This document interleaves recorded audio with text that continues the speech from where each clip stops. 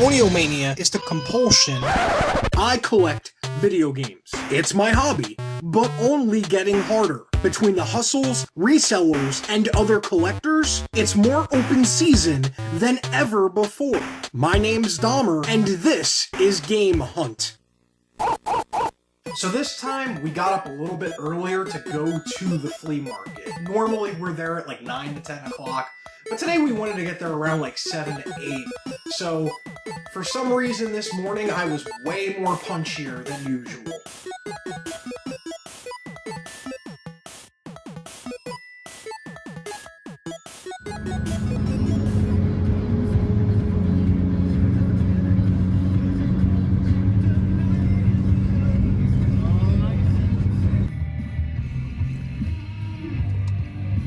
Say it ain't so. Whoa, whoa. There she is, the jewel of North Carolina. Not even close.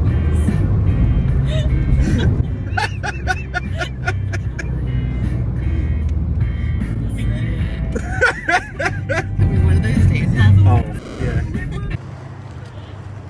We're gonna go game hunting. Solar sun flare, like a Michael Bay film.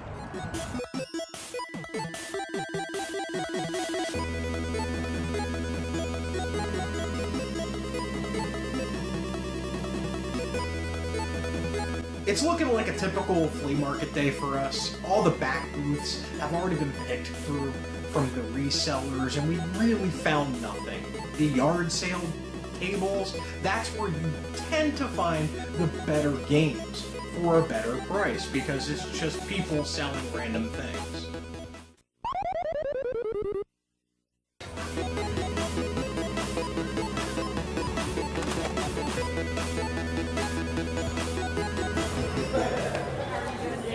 Doing alright, how are you? Good, thank you. How much for the...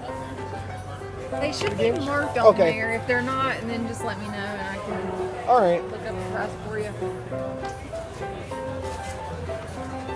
Just you collect so long, it's just like, alright, what don't I have? That's us, because we collect games too. That's how we got started on all this. That box is just... You don't see the cardboard ones like that anymore. You really don't. No. We got those, and I was like, wow.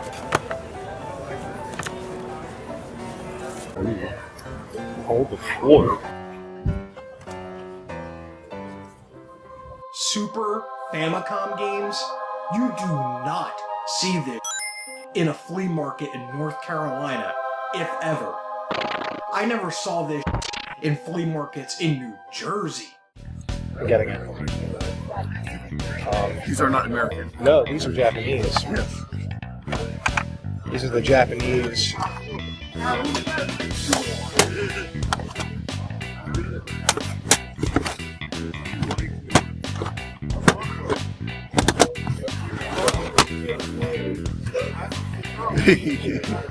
He's actually a collector on top of being a reseller. So he had wind up buying this whole box of Super Famicom games earlier in the day for like 2 games. He just wanted the 2 games. He kind of knew he had a great deal. He was going to try to sell the rest of them off here.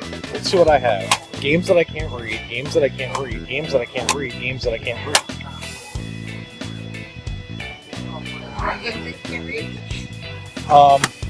It'd be fun. I'm afraid of that game.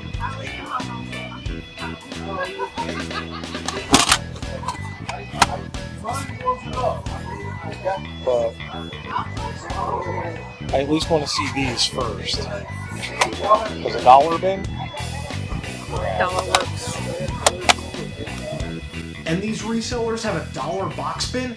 I am sold with these guys right now. I have a feeling I'm going to be coming back to this booth a lot more in the future.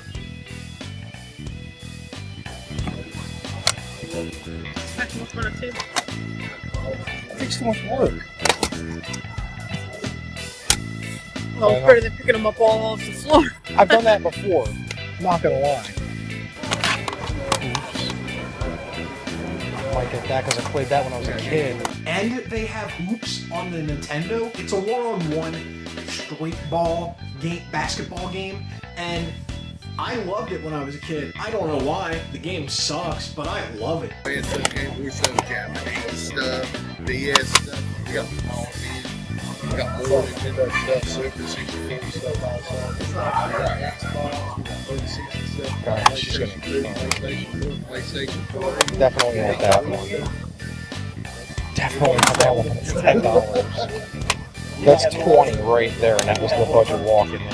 So he's come back. These aren't gonna last at these prices. These aren't gonna last.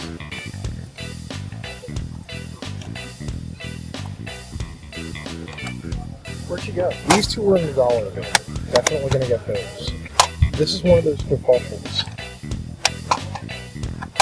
For a system you don't own, No, for Super Nintendo, the Japanese Super Nintendo. which you don't own, It takes so you can't play. yeah, it takes me 2 snips of the rubber things on the inside console. The problem is, I really want this one at most. How much? This one's 10. These are 5. But my thing is, when am I going to run across the Famicom games? So I wind up getting Dragon Quest 1 and 2, and I think Dragon Quest 3 on the Super Famicom for like $10 total. Alright, that's a big shock right there. That has never happened to me before.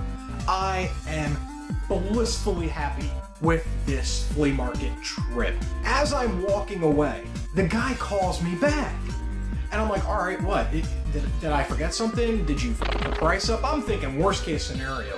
Then he's like, oh no, man, those were supposed to be $20 a pop. He wants to sell me the rest of this box for like $10, bringing the grand total, I think, up to this box, it's been a few months, to $20 for a box of Super Famicom games. I'm like, done. He knew I appreciated these games more than probably anybody else he could sell it to, so he was like, I got the games I wanted. You want the rest of them? Have at it for $20.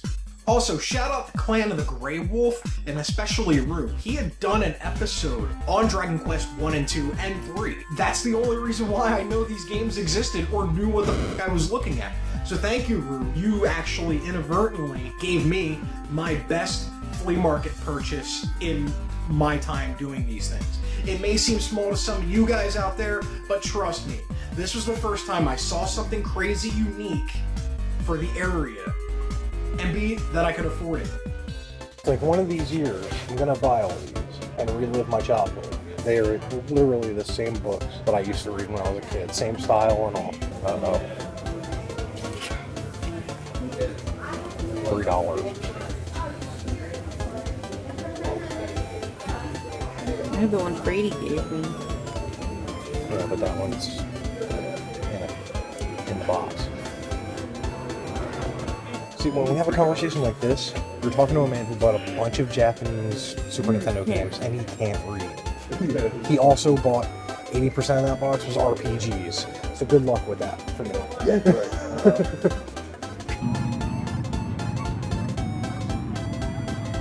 And at this flea market, we have now upgraded from roosters to ducks. That's right, ducks. This mother has livestock. Why? I will never know. Maybe it's a southern thing. This was a couple days later. We are actually on our way to Video Game World. It's a place I've been hearing about quite a bit, so I wanted to stop by and see finally what my other retro stores in the area provide. But first, we discover something on the way there. A half-abandoned mall.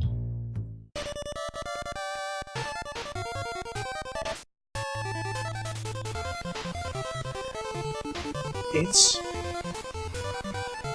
a creepy, mostly dead mall. The acoustics are dank.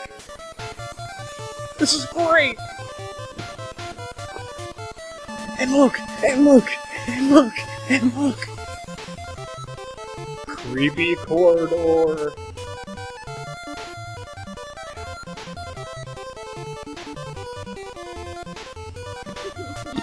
Oh my god, it's Dead Rising 1!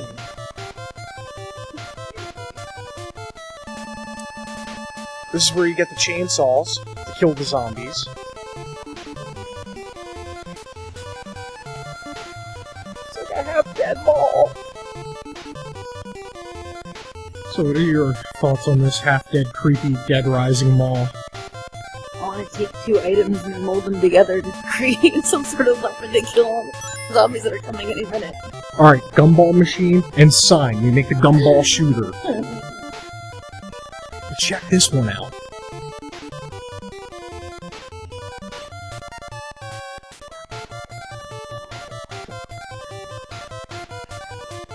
This serves no purpose whatsoever. But it's awesome. Look at this swank tile.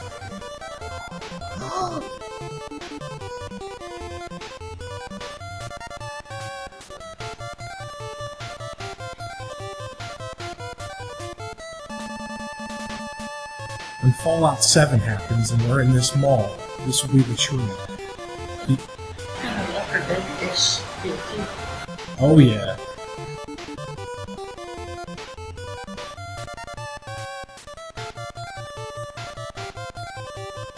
This is the best accident we've ever had. Besides the one time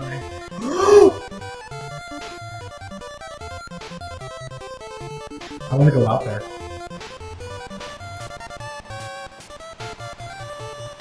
It's a dead mall.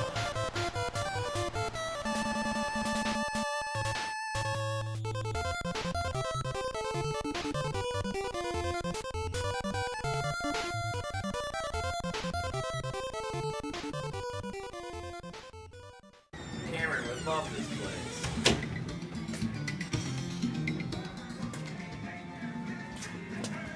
Ninja Turtles. So you have old school arcades lined up as soon as I walk in. You had me at TMNT Arcade Cabinet, Video Game World. You had me at TMNT.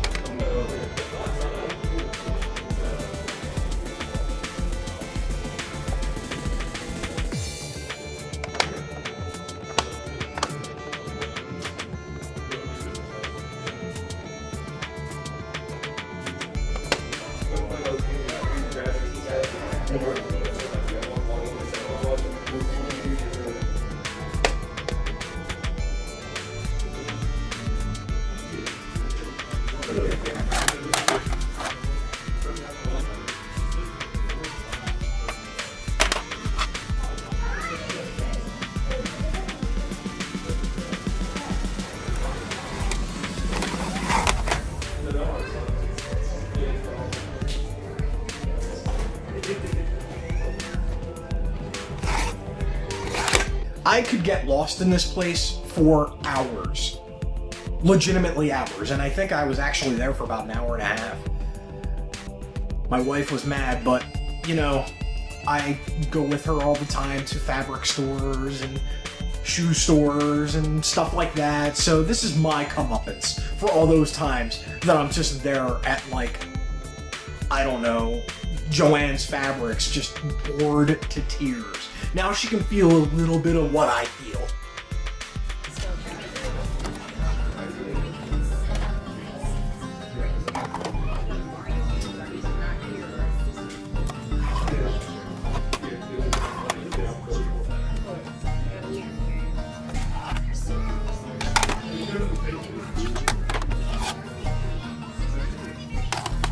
have really good prices for a retro brick and mortar store.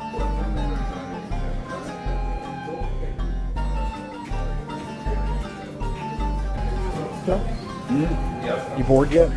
Yes. Good. You didn't find anything?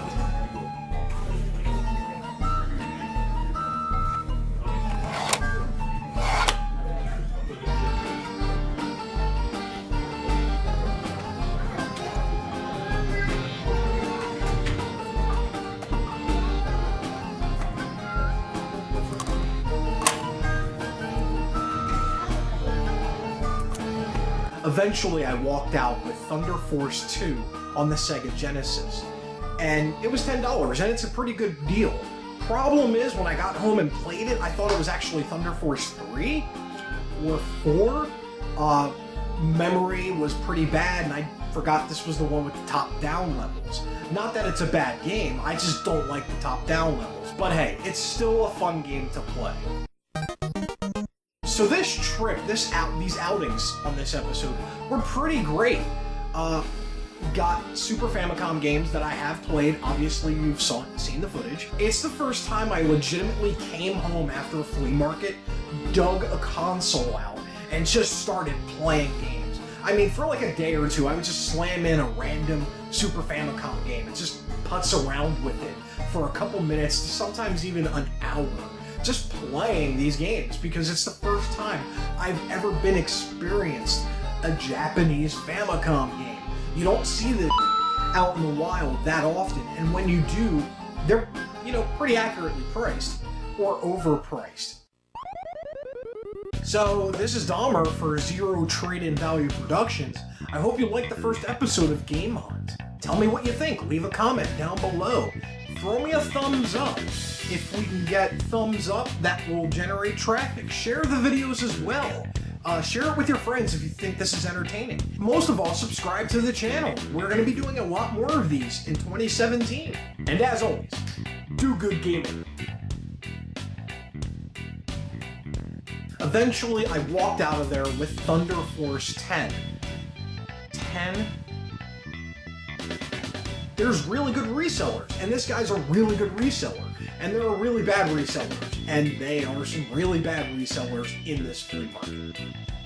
I see the same games in the same order for the same prices. Your prices are too damn high. That's my fart face.